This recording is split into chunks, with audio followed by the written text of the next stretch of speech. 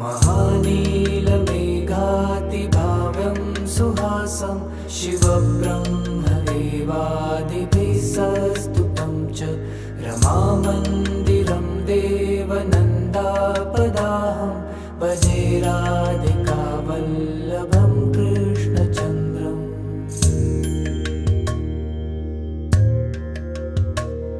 रसं वेदान्तवेद्यं दुरापं सुगम्यं तदीयादिभिर्दानवग्नं चलत्कुण्डलं सोमवंशप्रदीपं भजे राधिकावल्लभं कृष्णचन्द्रम्।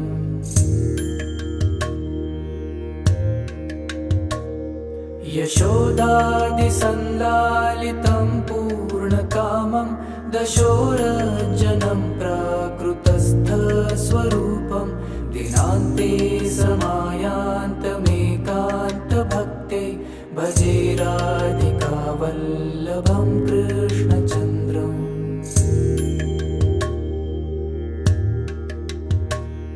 कृपादृष्टिसम्पातसिक्तस्वकुञ्जं तदन्तस्थितस्वीयसम्यग्दशादं पुनस्तत्र तैस्यत्कृतैकान्तलीलं भजे राधिकावल्लभं कृष्णचन्द्रम्।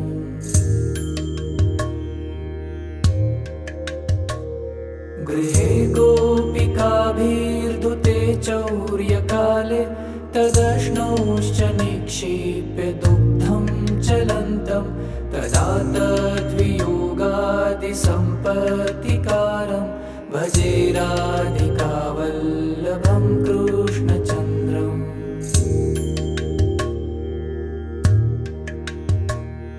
चलत्कौस्तुभव्याप्तवक्षप्रदेशं महावैजयन्तीलसत्पादयुग्मं सुकुस्तूरिकादीप्तफालप्रदेशं भजे राधिकावल्लभं कृष्णचन्द्रम्।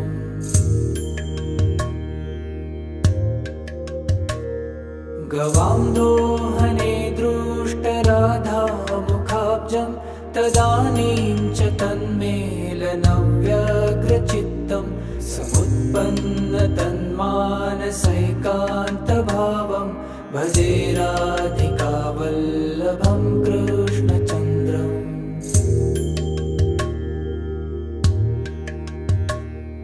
अतः कृष्णचन्द्राष्टकं प्रेमयुक्तः पठेत् कृष्णसान्निध्यमाप्नोति नित्यं कलौ यः स संसारदुःखातिरिक्तं प्रयात्येव विष्णुपदं निर्भयं तत्।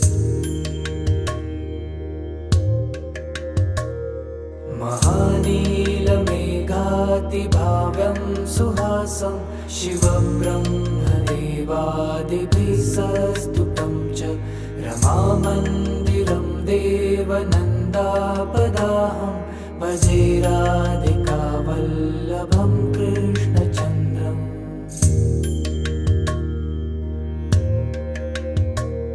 रसं वेदान्तवेद्यं दुरापं सुगम्यं तदीयादिभिर्दानवग्नं चलत्कुण्डलं सोमवंशप्रदीपं भजे राधिकावल्लभं कृष्णचन्द्रम्।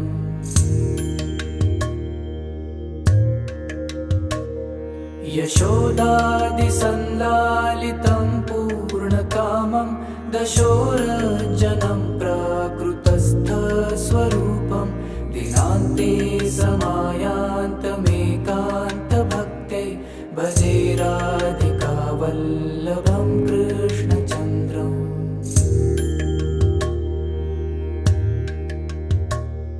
कृपादृष्टिसम्पातसिक्तस्वकुञ्जं तदन्तस्थितस्वीयसम्यग्दशादं पुनस्तत्र तैस्यत्कृतैकान्तलीलं भजे राधिकावल्लभं कृष्णचन्द्रम्।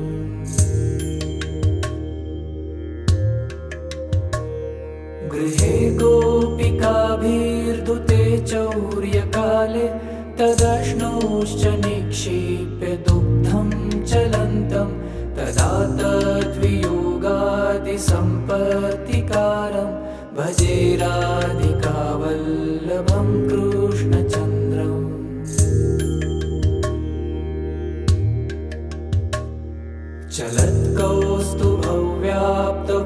चलत्कौस्तुभव्याप्तवक्षप्रदेशं महावैजयन्तीलसत्पादयुग्मं सुपुस्तूरिकादीप्तफालप्रदेशं भजे राधिकावल्लभं कृष्णचन्द्रम्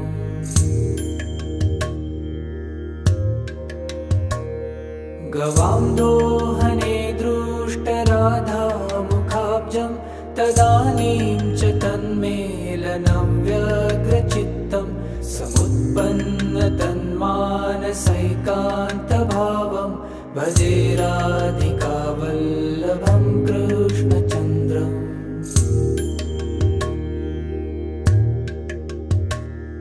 अतः कृष्णचन्द्राष्टकं प्रेमयुक्तः पठेत् कृष्णसान्निध्यमाप्नोति नित्यं कलौ यः स संसारदुःखातिरिक्तं प्रयान्तेव विष्णोपदं निर्भयं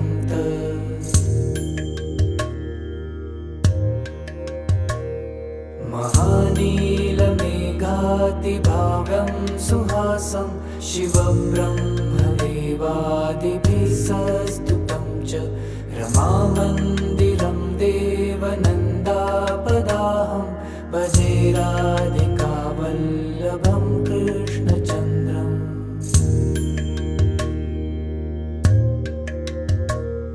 रसं वेदवेदान्तवेद्यं दुरापं सुगम्यं तदीयादिभिर्दानवग्नं चलत्कुण्डलं सोमवंशप्रदीपं भजे राधिकावल्लभं कृष्णचन्द्रम्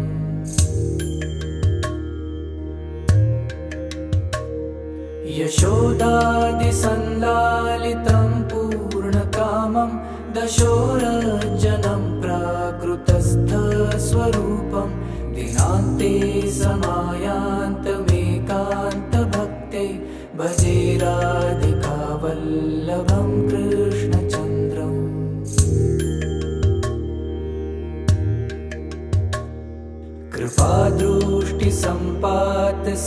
कृपादृष्टिसम्पातसिक्तस्वकुञ्जं तदन्तस्थितस्वीयसम्यग्दशादं पुनस्तत्र तैस्यत्कृतैकान्तलीलं भजे राधिकावल्लभं कृष्णचन्द्रम्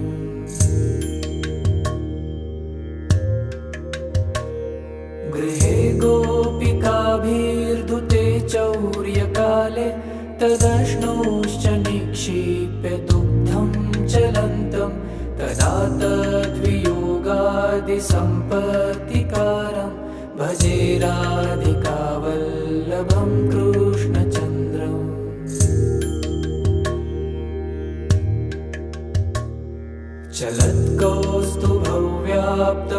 चलत्कौस्तुभव्याप्तवक्षप्रदेशं महावैजयन्तीलसत्पादयुग्मं सुपुस्तूरिकादीप्तफालप्रदेशं भजे राधिकावल्लभं कृष्णचन्द्रम्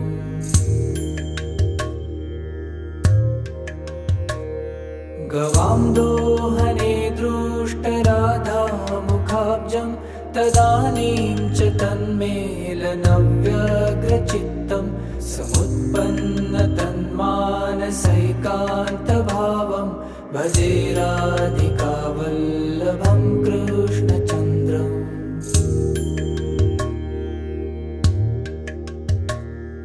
अतः कृष्णचन्द्राष्टकं प्रेमयुक्तः पठेत् कृष्णसान्निध्यमाप्नोति नित्यं कलौ यः स संसारदुःखातिरिक्तं प्रयान्तेव विष्णोपदं निर्भयं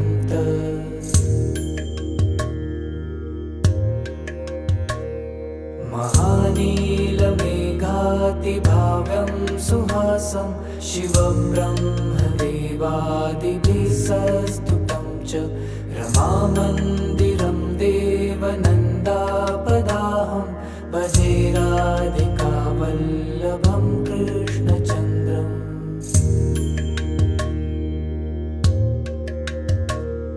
रसं वेदान्तवेद्यं दुरापं सुगम्यं तदीयादिभिर्दानवग्नं चलत्कुण्डलं सोमवंशप्रदीपं भजे राधिकावल्लभं कृष्णचन्द्रम्।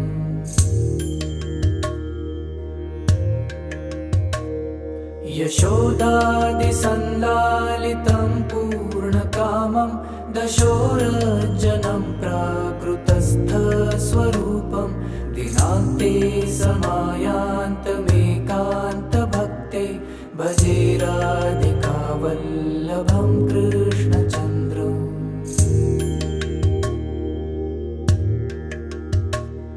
कृपादृष्टिसम्पातसिक्तस्वकुञ्जं तदन्तस्थितस्वीयसम्यग्दशादं पुनस्तत्र तैस्यत्कृतैकान्तलीलं भजे राधिकावल्लभं कृष्णचन्द्रम्।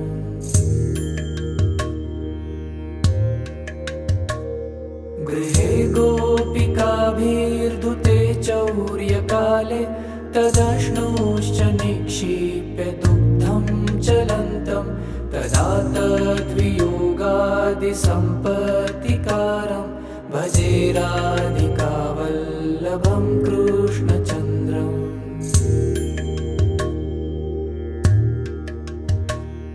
चलत्कौस्तुभव्याप्तवक्षप्रदेशं महावैजयन्तीलसत्पादयुग्मं सुपुस्तूरिकादीप्तफालप्रदेशं भजे राधिकावल्लभं कृष्णचन्द्रम्।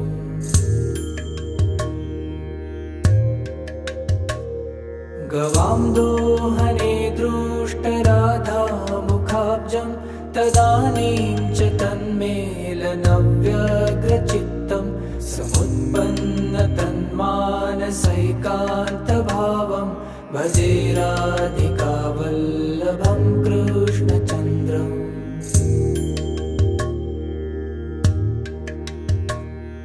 अतः कृष्णचन्द्राष्टकं प्रेमयुक्तः पठेत् कृष्णसान्निध्यमाप्नोति नित्यं कलौ यः स संसारदुःखातिरिक्तं प्रयात्येव विष्णोपदं निर्भयं तत्।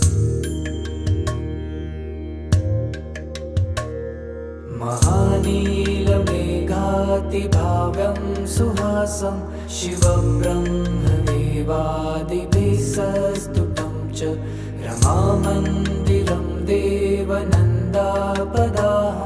भजे राधिकावल्लभं कृष्णचन्द्रम्।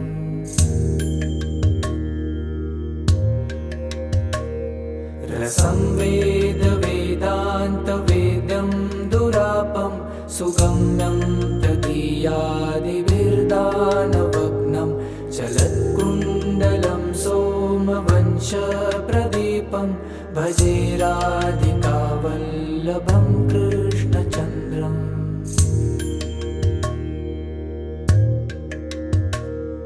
यशोदादिसन्दालितं पूर्णकामं दशोरजनं प्राकृतस्थस्वरूपं दिनान्ते समायान्तमेकान्तभक्ते भजे राधिकावल्लभं कृष्णचन्द्रम्।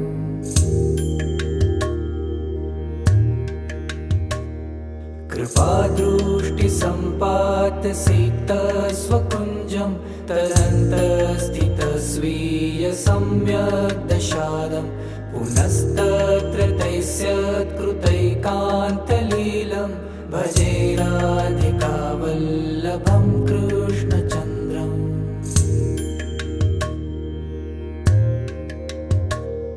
गृहे गोपिकाभिर्धुते चौर्यकाले तदश्नोश्च निक्षिप्य दुग्धं चलन्तं तदा तद्वियोगादिसम्पत्तिकारं भजे राधिकावल्लभं कृष्णचन्द्रम्।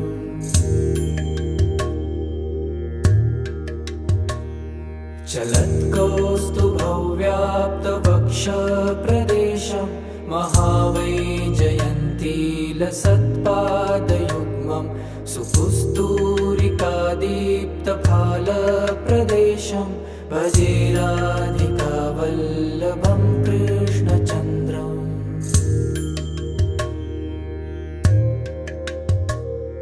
गवां दोहने दृष्टराधामुखाब्जं तदानीं च तन्मेलनव्यग्रचित्तं समुत्पन्नतन्मानसैकान्तभावं भजे राधिकावल्लभं कृष्णचन्द्रम्।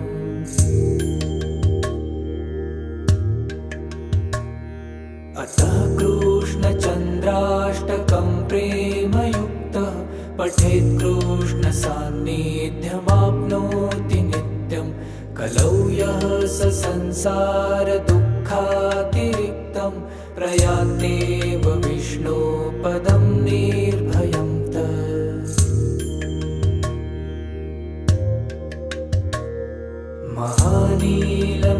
महानीलमेघातिभावं सुहासं शिवं ब्रह्मदेवादिभिः सस्तुतं च रमामन्दिरं देवनन्दापदाहं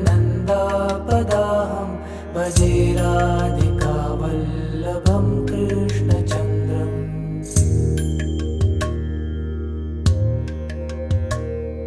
रसंवेदवेदान्तवेद्यं दुरापं सुगम्यं तदीयादिभिर्दानवग्नं चलत्कुण्डलं सोमवंशप्रदीपं भजे राधिकावल्लभं कृष्णचन्द्रम्।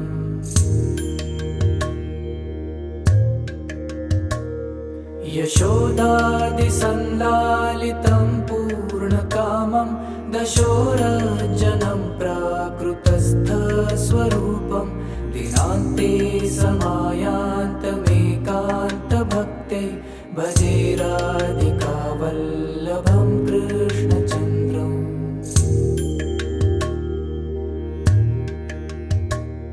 कृपादृष्टिसम्पातसिक्तस्वकुञ्जं तदन्तस्थितस्वीयसम्यग्दशादं पुनस्तत्र तैस्यत्कृतैकान्तलीलं भजे राधिकावल्लभं कृष्णचन्द्रम्।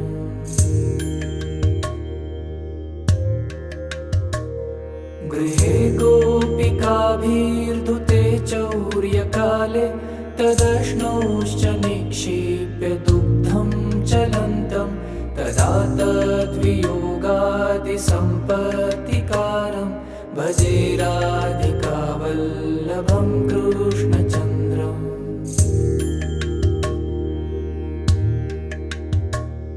चलत्कौस्तुभौ व्याप्तवक्षप्रदेशं महावैजयन्तीलसत्पादयुग्मं सुपुस्तूरिकादीप्तफालप्रदेशं भजे राधिकावल्लभं कृष्णचन्द्रम्।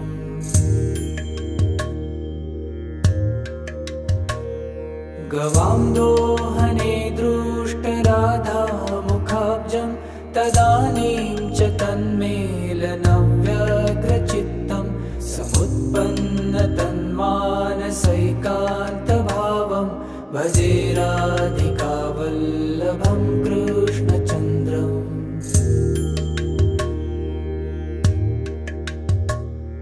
अतः कृष्णचन्द्राष्टकं प्रेमयुक्तः पठेत् कृष्णसान्निध्यमाप्नोति नित्यं कलौ यः स संसारदुःखातिरिक्तं प्रयान्तेव विष्णोपदं निर्भयं तत्।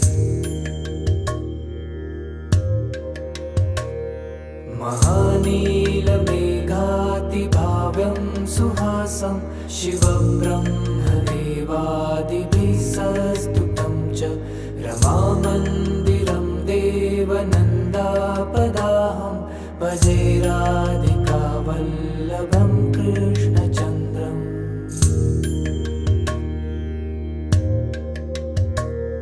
रसं वेदान्तवेद्यं दुरापं सुगम्यं तदीयादिभिर्दानवग्नं चलत्कुण्डलं सोमवंशप्रदीपं भजे राधिकावल्लभं कृष्णचन्द्रम्।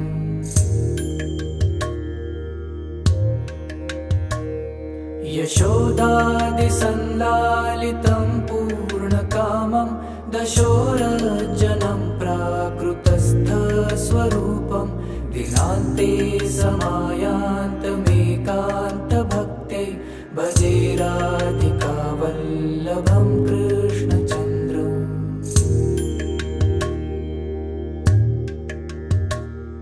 कृपादृष्टिसम्पातसिक्तस्वकुञ्जं तदन्तस्थितस्वीयसम्यग्दशादं पुनस्तत्र तैस्यत्कृतैकान्तलीलं भजे राधिकावल्लभं कृष्णचन्द्रम्।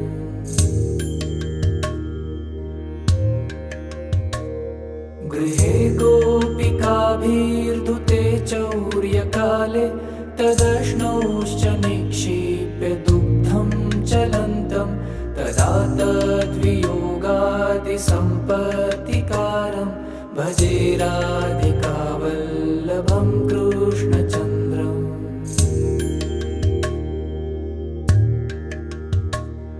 चलत्कौस्तुभव्याप्तवक्षप्रदेशं महावैजयन्तीलसत्पादयुग्मं सुपुस्तूरिकादीप्तफालप्रदेशं भजे राधिकावल्लभं कृष्णचन्द्रम्।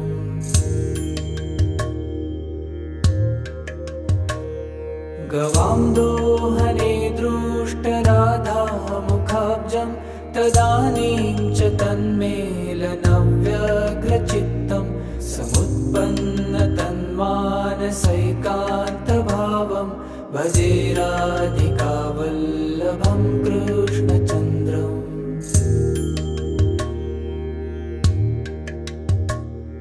अतः कृष्णचन्द्राष्टकं प्रेमयुक्तः पठेत् कृष्णसान्निध्यमाप्नोति नित्यं कलौ यः स संसारदुःखातिरिक्तं प्रयान्तेव विष्णोपदं निर्भयं तत्। महानीलमेघातिभाव्यं सुहासं शिवब्रह्मदेवादिभिः सस्तुतं च रमामन्दिरं देवनन्दापदाहं भजे राधिकावल्लभं कृष्णचन्द्रम्।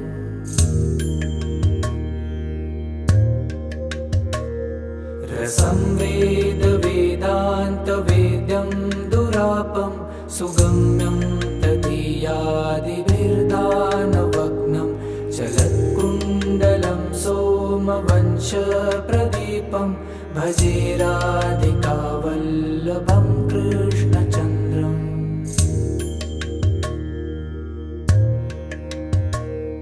यशोदादिसन्लालितं पूर्णकामं दशोरजनं प्राकृतस्थस्वरूपं दिनान्ते समायान्तमेकान्तभक्ते भजे राधिकावल्लभं कृष्णचन्द्रम्।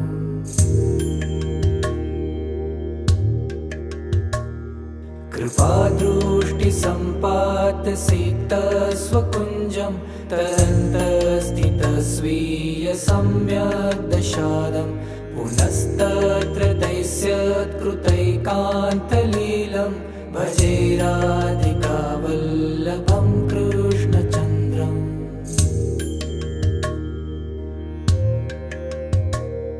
गृहे गोपिकाभिर्धुते चौर्यकाले तदश्नोश्च निक्षिप्य दुग्धं चलन्तं तदा तद्वियोगादिसम्पत्तिकारं भजे राधिकावल्लभं कृष्णचन्द्रम्।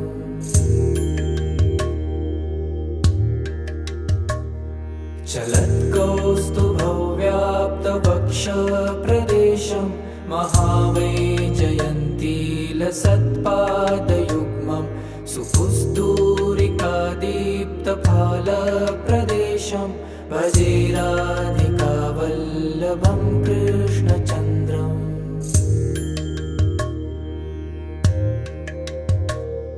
गवां दोहने दृष्टराधामुखाब्जं तदानीं च तन्मेलनव्यग्रचित्तं समुत्पन्नतन्मानसैकान्तभावं भजे राधिकावल्लभं कृष्णचन्द्रम्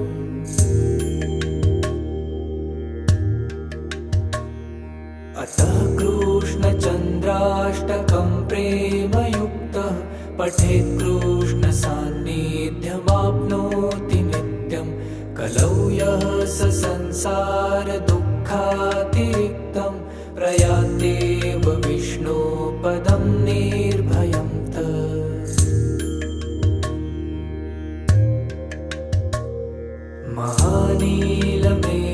महानीलमेघातिभाव्यं सुहासं शिवं ब्रह्मदेवादिभिः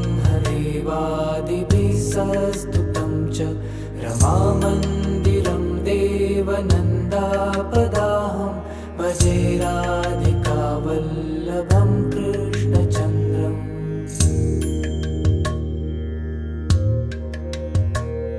रसं वेदान्तवेद्यं दुरापं सुगम्यं तदीयादिभिर्दानवग्नं चलत्कुण्डलं सोमवंशप्रदीपं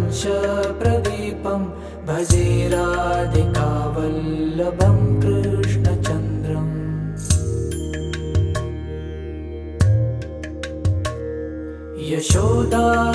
यशोदादिसन्लालितं पूर्णकामं दशोरञ्जनं प्राकृतस्थस्वरूपं दिनान्ते समायान्तमेकान्तभक्ते भजे राधिकावल्लभं कृष्णचन्द्रम्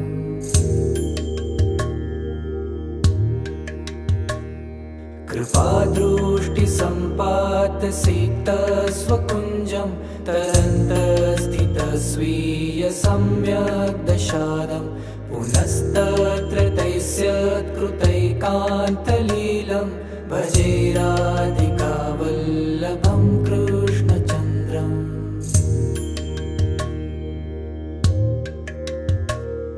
गृहे गोपिकाभिर्धुते चौर्यकाले तदश्नोश्च निक्षिप्य दुग्धं चलन्तं तदा तद्वियोगादिसम्पत्तिकारं भजे राधिकावल्लभं कृष्णचन्द्रम्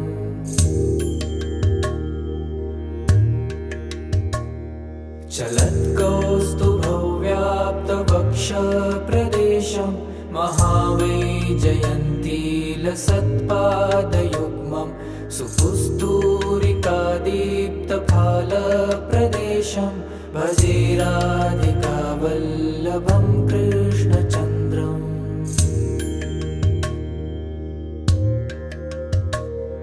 गवां दोहने दृष्टराधामुखाब्जं तदानीं च तन्मेलनव्यग्रचित्तं समुत्पन्नतन्मानसैकान्तभावं भजे राधिकावल्लभं कृष्णचन्द्रम्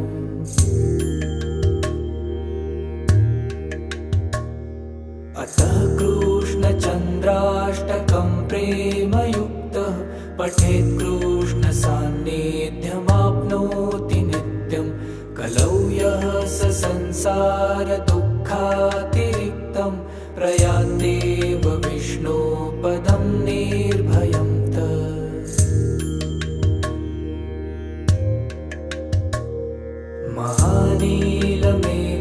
महानीलमेघातिभाव्यं सुहासं शिवं ब्रह्मदेवादिभिः सस्तुतं च रमामन्दिरं देवनन्दापदाहं भजे राधिकावल्लभं कृष्णचन्द्रम्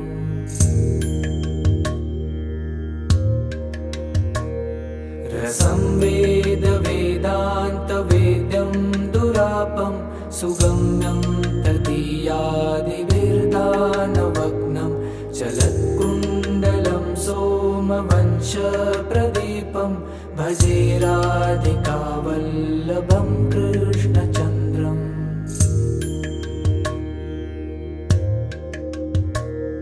यशोदादिसंलालितं पूर्णकामं दशोरजनं प्राकृतस्थस्वरूपं दिनान्ते समायान्तमेकान्तभक्ते भजे राधिकावल्लभं कृष्णचन्द्रम्।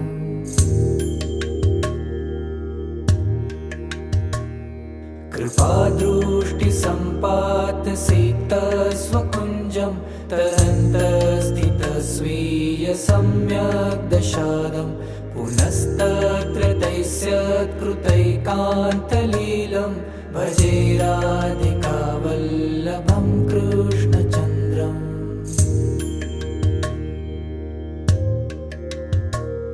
गृहे गोपिकाभिर्धुते चौर्यकाले तदश्नोश्च निक्षिप्य दुग्धं चलन्तं तदा तद्वियोगादिसम्पत्तिकारं भजे राधिकावल्लभं कृष्णचन्द्रम्।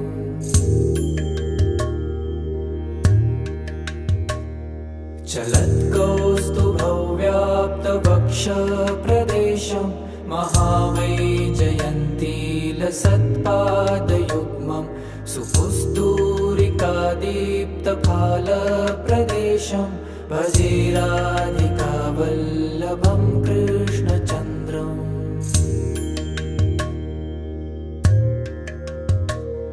गवां दोहने दृष्टराधामुखाब्जं तदानीं च तन्मेलनव्यग्रचित्तं समुत्पन्नतन्मानसैकान्तभावं भजे राधिकावल्लभं कृष्णचन्द्रम्।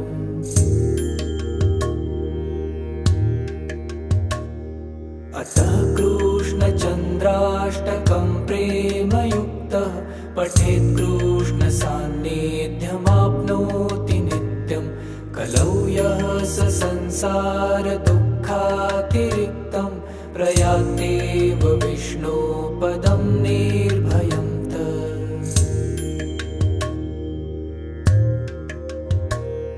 महानीलमेघातिभाव्यं सुहासं शिवब्रह्मदेवादिभिः सस्तुतं च रमामन्दिरं देवनन्दापदाहं भजे राधिकावल्लभं कृष्णचन्द्रम्।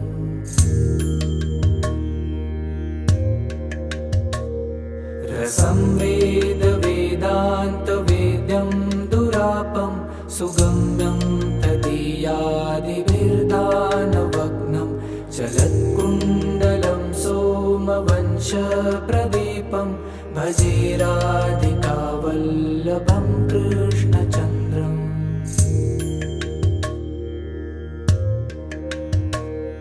यशोदादिसंलालितं पूर्णकामं दशोरजनं प्राकृतस्थस्वरूपं दिनान्ते समायान्तमेकान्तभक्ते भजे राधिकावल्लभं कृष्णचन्द्रम्।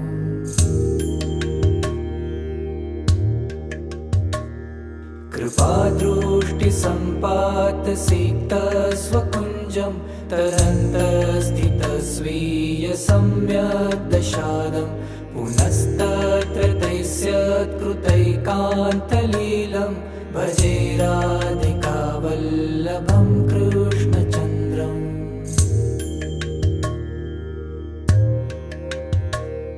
गृहे गोपिकाभिर्धुते चौर्यकाले तदश्नोश्च निक्षिप्य दुग्धं चलन्तं तदा तद्वियोगादिसम्पत्तिकारं भजे राधिकावल्लभं कृष्णचन्द्रम्।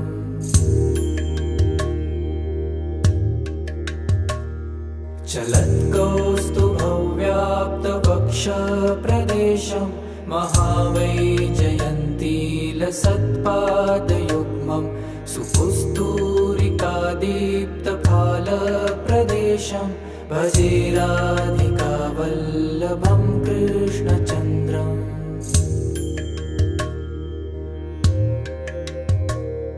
गवां दोहने दृष्टराधामुखाब्जं तदानीं च तन्मेलनव्यग्रचित्तं समुत्पन्नतन्मानसैकान्तभावं भजे राधिकावल्लभं कृष्णचन्द्रम्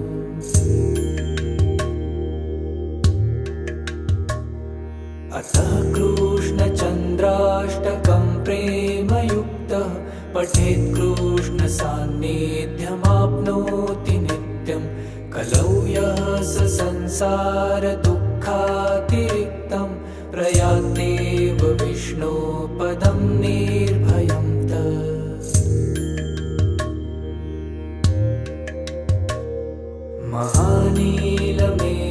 महानीलमेघातिभाव्यं सुहासं शिवब्रह्मदेवादिभिः सस्तुतं च रमामन्दिरं देवनन्दापदाहं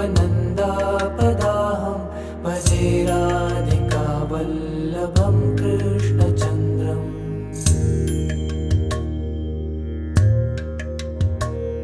रसं वेदान्तवेद्यं दुरापं सुगम्यं तदीयादिभिर्दानवग्नं चलत्कुण्डलं सोमवंशप्रदीपं भजे राधिकावल्लभं कृष्णचन्द्रम्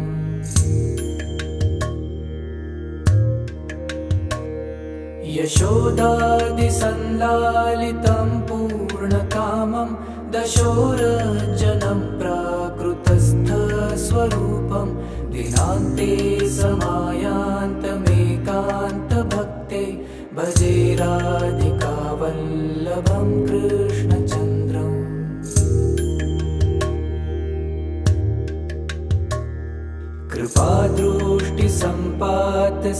कृपादृष्टिसम्पातसिक्तस्वकुञ्जं तदन्तस्थितस्वीयसम्यग्दशादं पुनस्तत्र तैस्यत्कृतैकान्तलीलं भजे राधिकावल्लभं कृष्णचन्द्रम्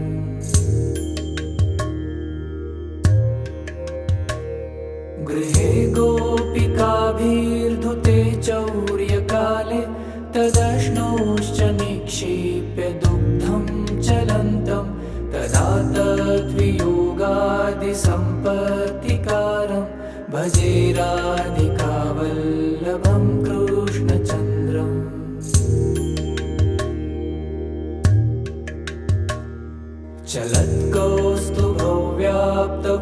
चलत्कौस्तुभव्याप्तवक्षप्रदेशं महावैजयन्तीलसत्पादयुग्मं सुपुस्तूरिकादीप्तफालप्रदेशं भजे राधिकावल्लभं कृष्णचन्द्रम्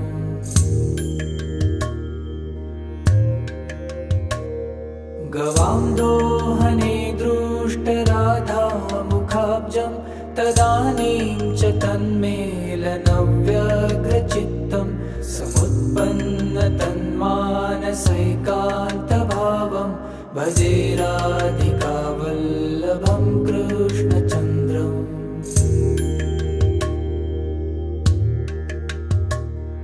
अतः कृष्णचन्द्राष्टकं प्रेमयुक्तः पठेत् कृष्णसान्निध्यमाप्नोति नित्यं कलौ यः स संसारदुःखातिरिक्तं प्रयात्येव विष्णोपदं निर्भयं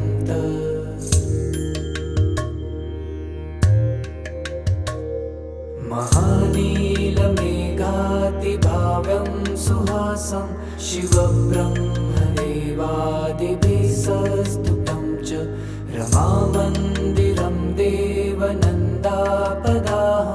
भजे राधिकावल्लभं कृष्णचन्द्रम्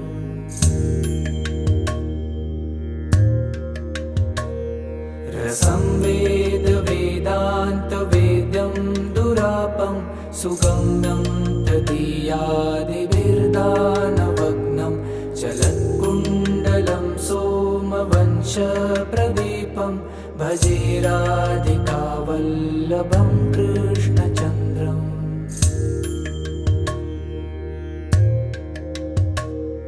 यशोदादिसंलालितं पूर्णकामं दशोरजनं प्राकृतस्थस्वरूपं दिनान्ते समायान्तमेकान्तभक्ते भजे राधिकावल्लभं कृष्णचन्द्रम्।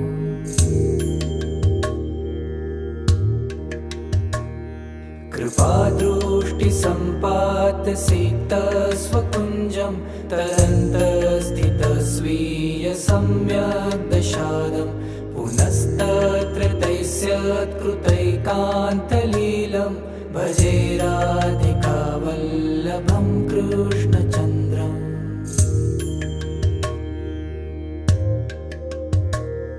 गृहे गोपिकाभिर्धुते चौर्यकाले तदश्नोश्च निक्षिप्य दुग्धं चलन्तं तदा तद्वियोगादिसम्पत्तिकारं भजे राधिकावल्लभं कृष्णचन्द्रम्।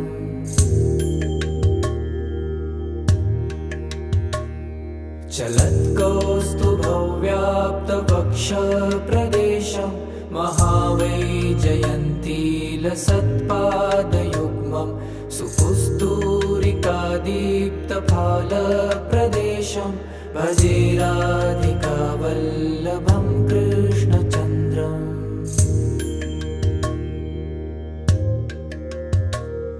गवां दोहने दृष्टराधामुखाब्जं तदानीं च तन्मेलनव्यग्रचित्तं समुत्पन्नतन्मानसैकान्तभावं भजे राधिकावल्लभं कृष्णचन्द्रम्।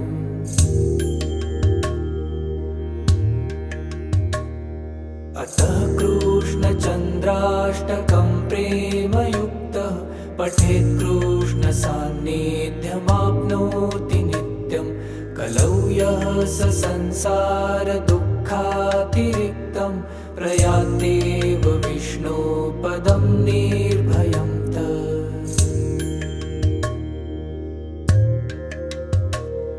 महानीलमेघातिभाव्यं सुहासं शिवब्रह्मदेवादिभिः सस्तुतं च रमामन्दिरं देवनन्दापदाहं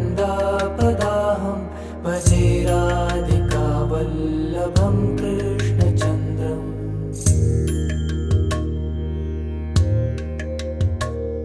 रसंवेद वेदान्तवेद्यं दुरापं सुगम्यं तदीयादिभिर्दानवग्नं चलत्कुण्डलं सोमवंशप्रदीपं भजे राधिकावल्लभं कृष्णचन्द्रम्।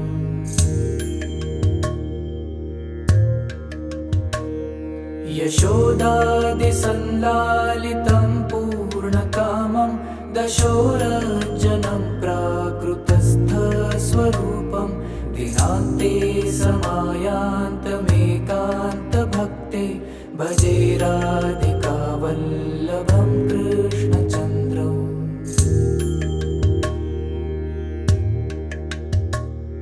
कृपादृष्टिसम्पातसिक्तस्वकुञ्जं तरन्तस्थितस्वीयसम्यग्दशादं पुनस्तत्र तैस्यत्कृतैकान्तलीलं भजे राधिकावल्लभं कृष्णचन्द्रम्।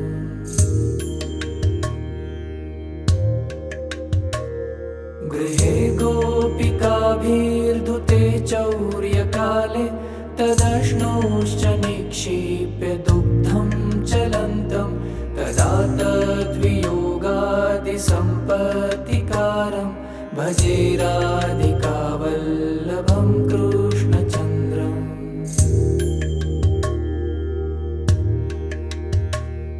चलत्कौस्तुभव्याप्तवक्षप्रदेशं महावैजयन्तीलसत्पादयुग्मं सुपुस्तूरिकादीप्तफालप्रदेशं भजे राधिकावल्लभं कृष्णचन्द्रम्।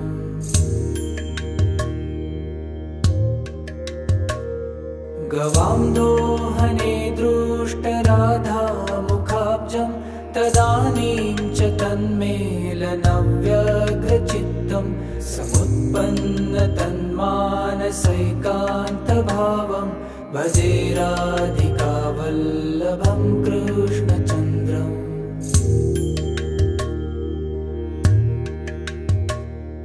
अतः कृष्णचन्द्राष्टकं प्रेमयुक्तः पठेत् कृष्णसान्निध्यमाप्नोति नित्यं।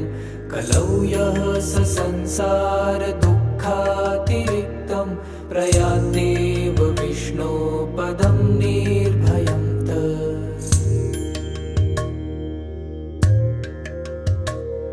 महानीलमेघातिभाव्यं सुहासं शिवब्रह्मदेवादिभिः सस्तुतं च रमामन्दिरं देवनन्दापदाहं भजे राधिकावल्लभं कृष्णचन्द्रम्।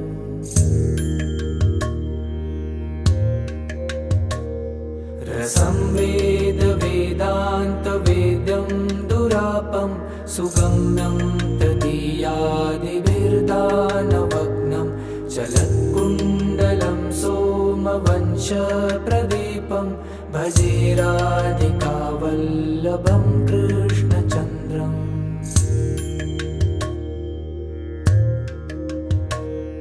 यशोदादिसल्लालितं पूर्णकामं दशोरजनं प्राकृतस्थस्वरूपं दिनान्ते समायान्तमेकान्तभक्ते भजे राधिकावल्लभं कृष्णचन्द्रम्।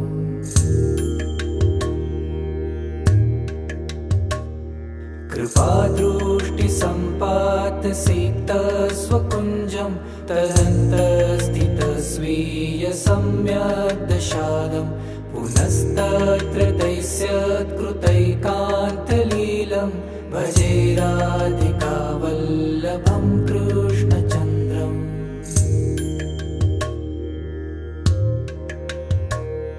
गृहे गोपिकाभिर्धुते चौर्यकाले तदश्नोश्च निक्षिप्य दुग्धं चलन्तं तदा तद्वियोगादिसम्पत्तिकारं भजे राधिकावल्लभं कृष्णचन्द्रम्।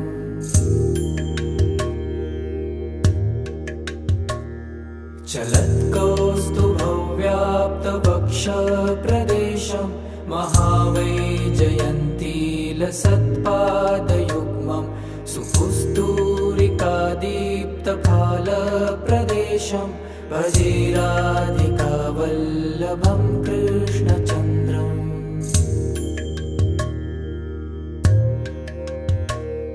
गवां दोहने दृष्टराधामुखाब्जं तदानीं च तन्मेलनव्यग्रचित्तं समुत्पन्नतन्मानसैकान्तभावं भजे राधिकावल्लभं कृष्णचन्द्रम्।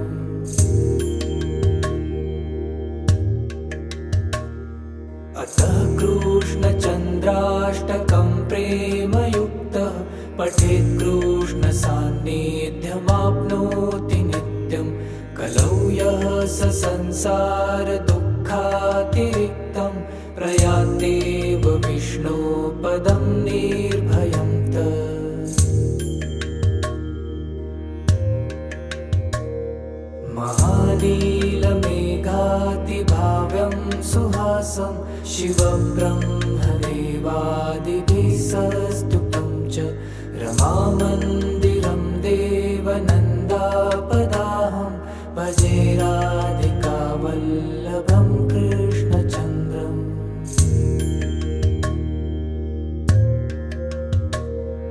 रसंवेद वेदान्तवेद्यं दुरापं सुगम्यं तदीयादिभिर्दानवग्नं चलत्कुण्डलं सोमवंशप्रदीपं भजे राधिकावल्लभं कृष्णचन्द्रम्।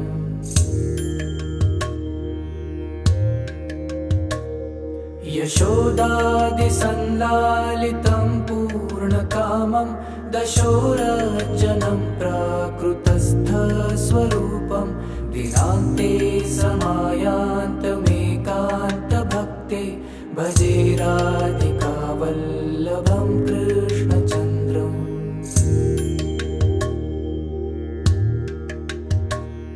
कृपादृष्टिसम्पातसिक्तस्वकुञ्जं तदन्तस्थितस्वीयसम्यग्दशादं पुनस्तत्र तैस्यत्कृतैकान्तलीलं भजे राधिकावल्लभं कृष्णचन्द्रम्।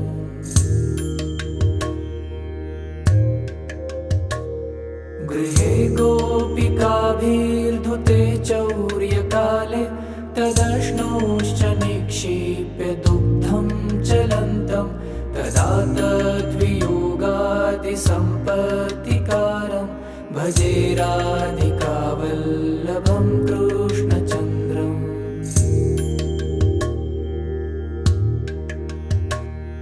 चलत्कौस्तुभव्याप्तवक्षप्रदेशं महावैजयन्तीलसत्पादयुग्मं सुपुस्तूरिकादीप्तफालप्रदेशं भजे राधिकावल्लभं कृष्णचन्द्रम्।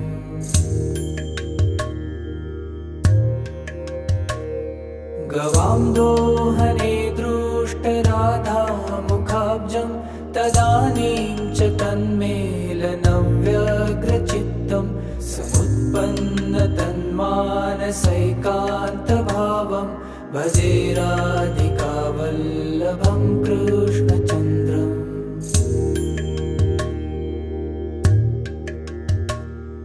अतः कृष्णचन्द्राष्टकं प्रेमयुक्तः पठेत् कृष्णसान्निध्यमाप्नोति नित्यं कलौ यः स संसारदुःखातिरिक्तं प्रयान्तेव विष्णोपदं निर्भयं तत्।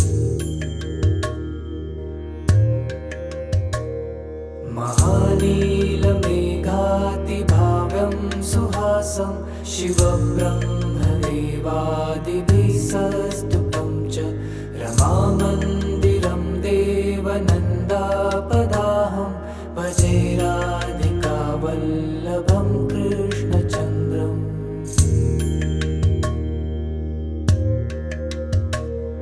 रसंवेद वेदान्तवेद्यं दुरापं सुगम्यं तदीयादिभिर्दानवग्नं चलत्कुण्डलं सोमवंशप्रदीपं भजे राधिकावल्लभं कृष्णचन्द्रम्।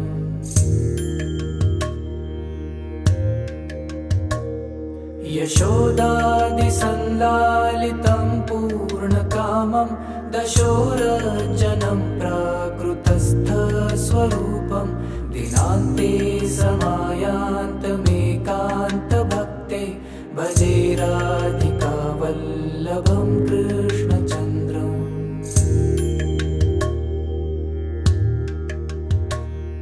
कृपादृष्टिसम्पातसिक्तस्वकुञ्जं तदन्तस्थितस्वीयसम्यग्दशादं पुनस्तत्र तैस्यत्कृतैकान्तलीलं भजे राधिकावल्लभं कृष्णचन्द्रम्।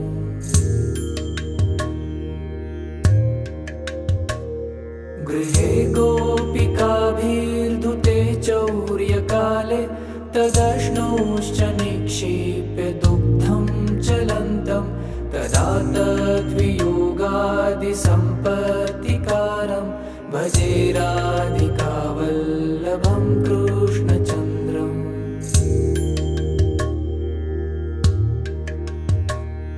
चलत्कौस्तुभव्याप्तवक्षप्रदेशं महावैजयन्तीलसत्पादयुग्मं सुपुस्तूरिकादीप्तफालप्रदेशं भजे राधिकावल्लभं कृष्णचन्द्रम्।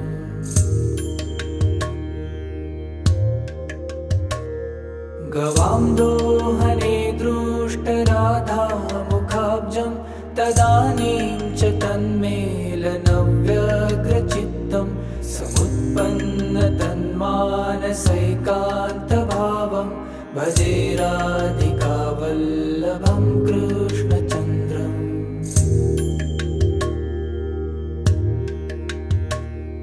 अतः कृष्णचन्द्राष्टकं प्रेमयुक्तः पठेत् कृष्णसान्निध्यमाप्नोति नित्यं। कलौ यः स संसारदुःखातिरिक्तं प्रयान्तेव विष्णोपदं निर्भयं तत्। महानीलमेघातिभाव्यं सुहासं शिवब्रह्मदेवादिभिः सस्तुतं च रमामन्दिरं देवनन्दापदाहं भजे राधिकावल्लभं कृष्णचन्द्रम्।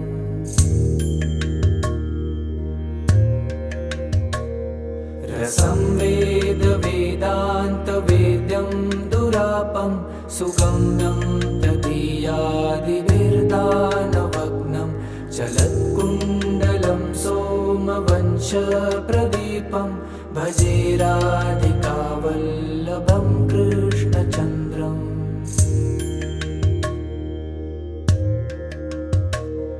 यशोदादिसंलालितं पूर्णकामं दशोरजनं प्राकृतस्थस्वरूपं दिनान्ते समायान्तमेकान्तभक्ते भजे राधिकावल्लभं कृष्णचन्द्रम्।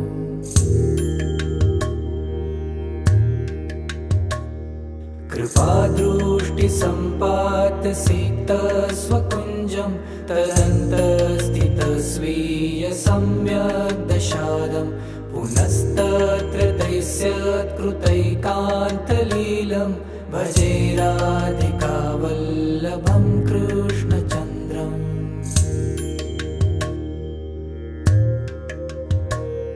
गृहे गोपिकाभिर्धुते चौर्यकाले तदश्नोश्च निक्षिप्य दुग्धं चलन्तं तदा तद्वियोगादिसम्पत्तिकारं भजे राधिकावल्लभं कृष्णचन्द्रम्।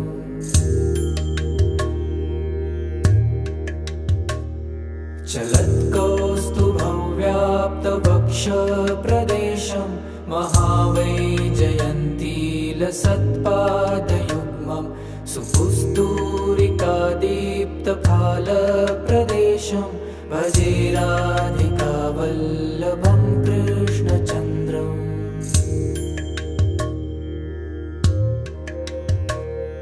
गवां दोहने दृष्टराधामुखाब्जं तदानीं च तन्मेलनव्यग्रचित्तं समुत्पन्नतन्मानसैकान्तभावं भजे राधिकावल्लभं कृष्णचन्द्रम्।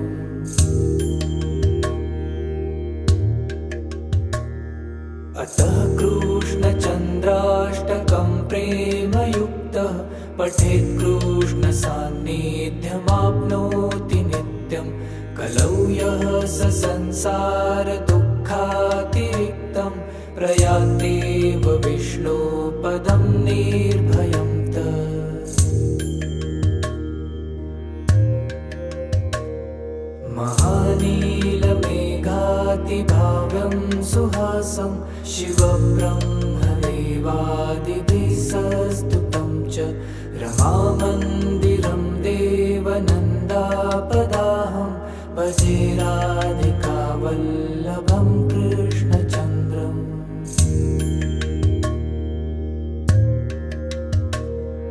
रसंवेदवेदान्तवेद्यं दुरापं सुगम्यं तदीयादिभिर्दानवग्नं चलत्कुण्डलं सोमवंशप्रदीपं भजे राधिकावल्लभं कृष्णचन्द्रम्।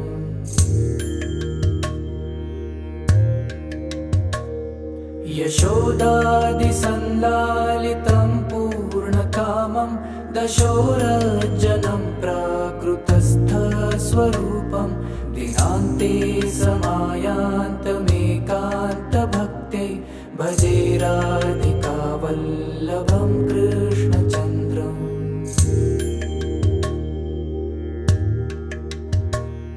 कृपादृष्टिसम्पातसिक्तस्वकुञ्जं तरन्तस्थितस्वीयसम्यग्दशादं पुनस्तत्र तैस्यत्कृतैकान्तलीलं भजे राधिकावल्लभं कृष्णचन्द्रम्।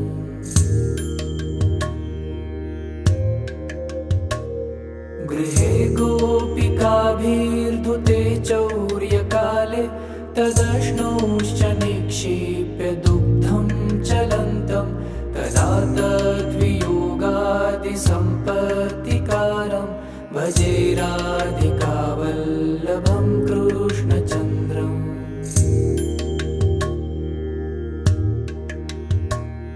चलत्कौस्तुभव्याप्तवक्षप्रदेशं महावैजयन्तीलसत्पादयुग्मं सुपुस्तूरिकादीप्तफालप्रदेशं भजे राधिकावल्लभं कृष्णचन्द्रम्।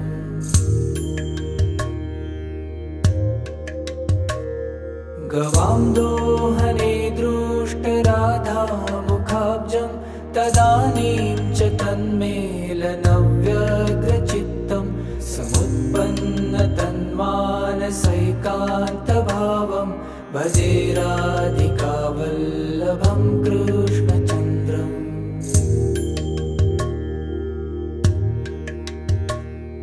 अतः कृष्णचन्द्राष्टकं प्रेमयुक्तः पठेत् कृष्णसान्निध्यमाप्नोति नित्यं कलौ यः स संसारदुःखातिरिक्तं प्रयान्तेव विष्णोपदं निर्भयं तत्।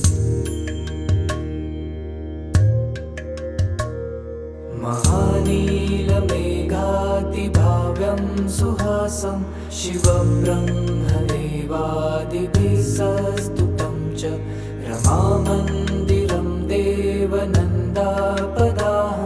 भजे राधिकावल्लभं कृष्णचन्द्रम्।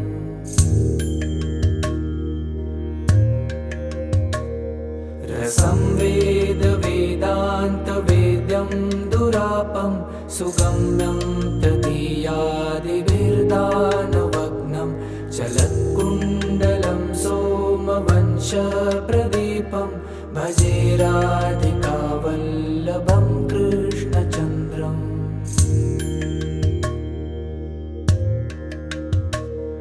यशोदादिसंलालितं पूर्णकामं दशोरजनं प्राकृतस्थस्वरूपं दिनान्ते समायान्तमेकान्तभक्त्यै भजे राधिकावल्लभं कृष्णचन्द्रम्।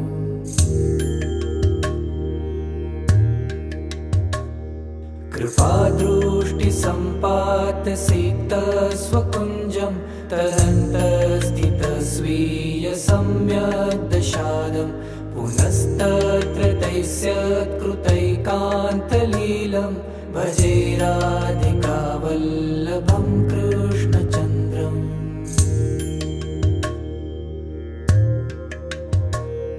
गृहे गोपिकाभिर्धुते चौर्यकाले तदश्नोश्च निक्षिप्य दुग्धं चलन्तं तदा तद्वियोगादिसम्पत्तिकारं भजे राधिकावल्लभं कृष्णचन्द्रम्।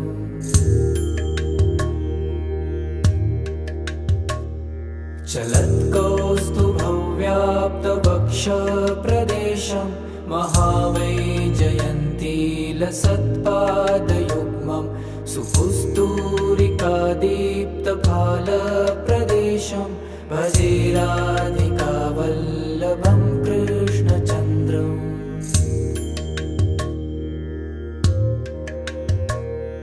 गवाम्रोहणे दृष्टराधामुखाब्जं तदानीं च तन्मेलनव्यग्रचित्तं समुत्पन्नतन्मानसैकान्तभावं भजे राधिकावल्लभं कृष्णचन्द्रम्।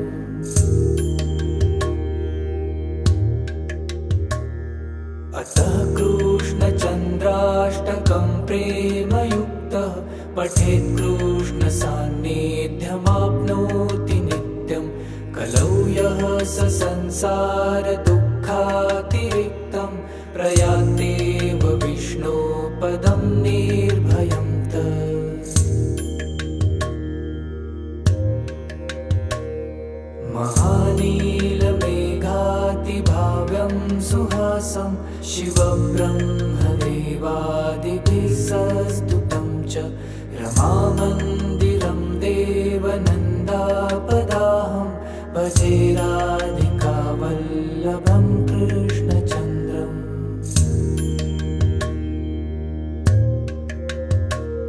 रसं वेदवेदान्तवेद्यं दुरापं सुगम्यं तदीयादिभिर्दानवग्नं चलत्कुण्डलं सोमवंशप्रदीपं भजे राधिकावल्लभं कृष्णचन्द्रम्।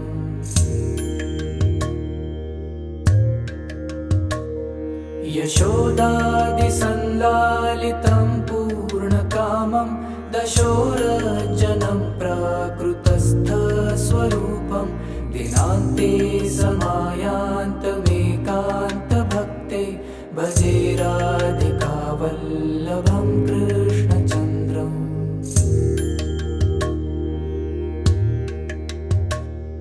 कृपादृष्टिसम्पातसिक्तस्वकुञ्जं तदन्तस्थितस्वीयसम्यग्दशादं पुनस्तत्र तैस्यत्कृतैकान्तलीलं भजे राधिकावल्लभं कृष्णचन्द्रम्।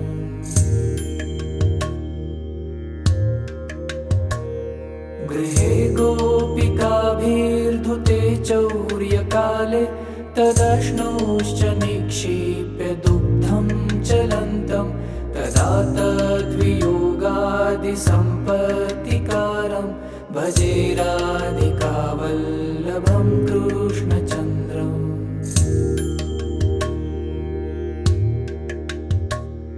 चलत्कौस्तुभव्याप्तवक्षप्रदेशं महावैजयन्तीलसत्पादयुग्मं सुपुस्तूरिकादीप्तफालप्रदेशं भजे राधिकावल्लभं कृष्णचन्द्रम्।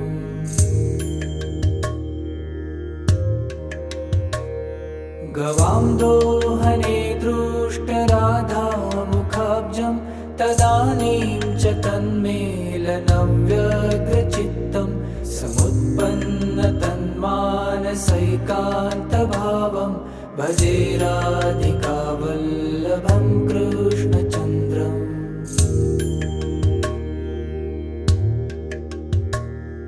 अतः कृष्णचन्द्राष्टकं प्रेमयुक्तः पठेत् कृष्णसान्निध्यमाप्नोति नित्यं।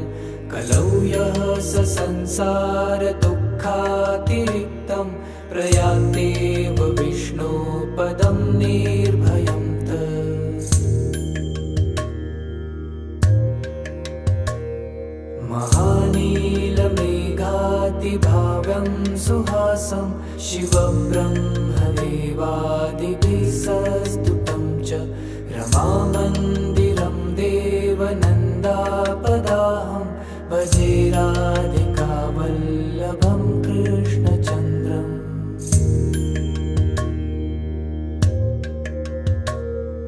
रसंवेद वेदान्तवेद्यं दुरापं सुगम्यं तदीयादिभिर्दानवग्नं चलत्कुण्डलं सोमवंशप्रदीपं भजे राधिकावल्लभं कृष्णचन्द्रम्।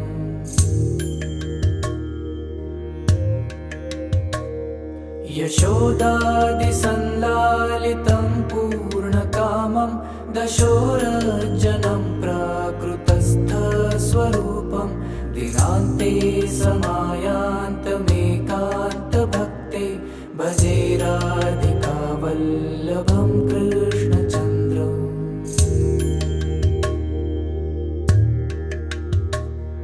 कृपादृष्टिसम्पातसिक्तस्वकुञ्जं तदन्तस्थितस्वीयसम्यग्दशादं पुनस्तत्र तैस्यत्कृतैकान्तलीलं भजे राधिकावल्लभं कृष्णचन्द्रम्।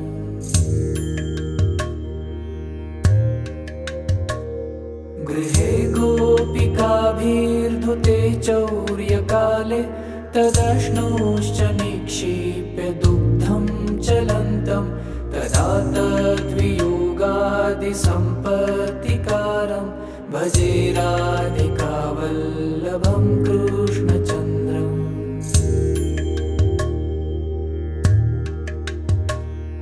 चलत्कौस्तुभव्याप्तवक्षप्रदेशं महावैजयन्तीलसत्पादयुग्मं सुपुस्तूरिकादीप्तफालप्रदेशं भजे राधिकावल्लभं कृष्णचन्द्रम्।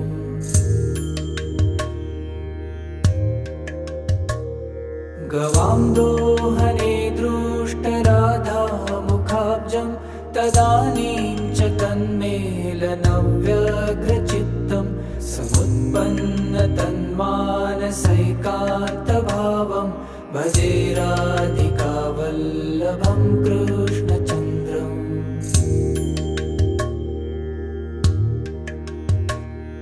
अतः कृष्णचन्द्राष्टकं प्रेमयुक्तः पठेत् कृष्णसान्निध्यमाप्नोति नित्यं कलौ यः स संसारदुःखातिरिक्तं प्रयान्तेव विष्णोपदं निर्भयम्।